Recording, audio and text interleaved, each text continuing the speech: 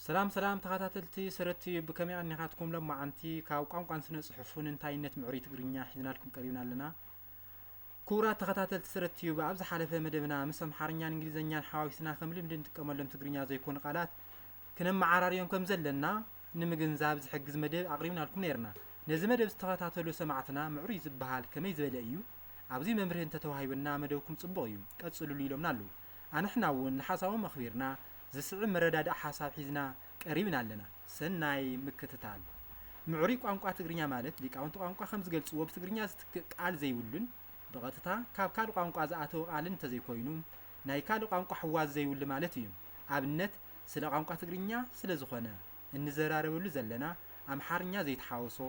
እንግሊዝኛ ዘይተሓወሶ ዘተ ማለትና እዩ ካብዚ ውጽእ ኢልና ኣብ ዓድና ትግራይ ዝዝረው ቋንቋታት ሳሁን ኩናምኛ ወይ ድማ ኩናማላ ልክ ከምቲ ኣብ ትግርኛ ዝገለጽናዮ በቀጥታ ካብ ካል ዝወረስዎም ቃላት እንተዘይሃልይዎም ካብ ካል ቋንቋ እንከይ ሓወስና ሳሆን ኩናምኛን ምዝራብ ማለትና እዩ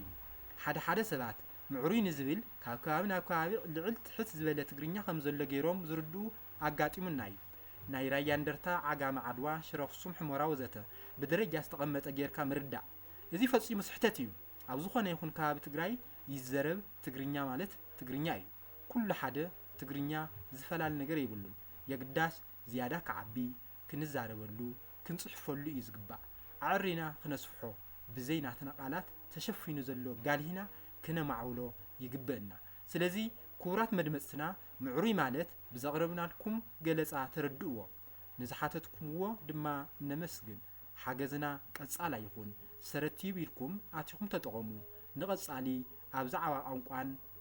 ስነ ጽሑፍን ብኻልእ መደብ ክሳብ ንራኸብ ሰናይ ቅንያት